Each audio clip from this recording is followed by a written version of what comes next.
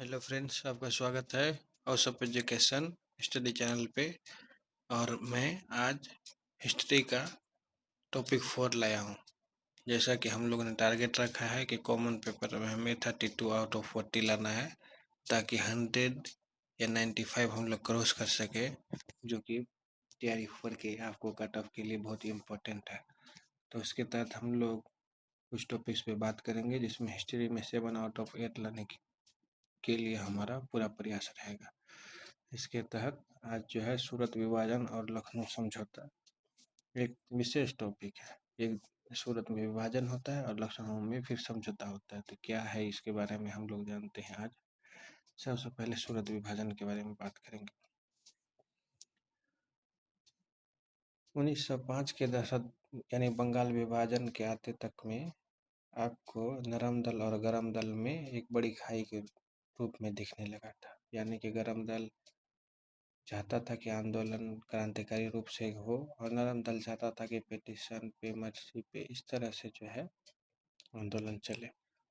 तो ऐसे सिचुएशन में उनमें अलग अलग गुट भी बन गए। और पहला गुट था लाल बाल और पाल का, जो गरम दल का गुट है, जिसके बारे में लाला लाजपत राय, बाल गंगाधर तिलक और बिपिन चंद्र पाल है। और दूसरा गुट है दादा भाई नौरोजी और बाकी उनके जैसा रास बिहारी बोस हुए, और गोपाल कृष्ण गोखले का गुट है।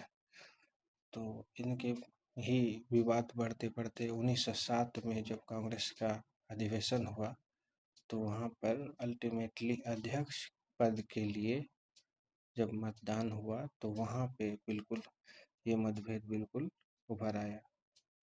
और जो गरम दल के लोग थे, वो लोग चाहते थे कि बाल गंगाधर तिलक 1907 में अधिवेशन के अध्यक्ष बने, पर नरम दल के लोगों का जोर लगाने पर रास बिहारी बोस अध्यक्ष बने। और अंततः 1907 में सूरत अधिवेशन के अध्यक्ष कौन है? रास बिहारी बोस, आप लोग को याद रखना है।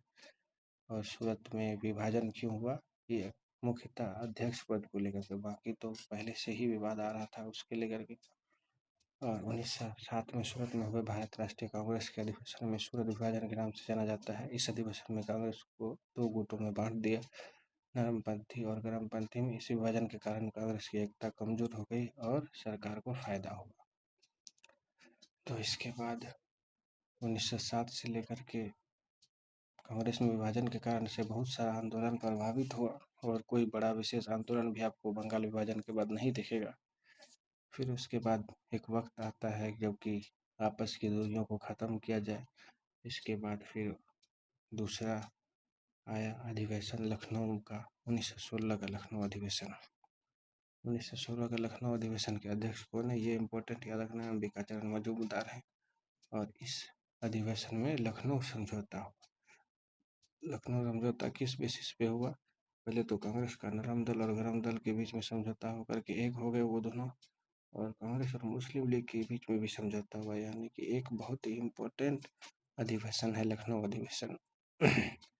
मुस्लिम लीग, भारत कांग्रेस भी साथ हुए, और नरम दल और गरम दल भी साथ हुए। तो कहेगा कि लखनऊ समझौता क्या है?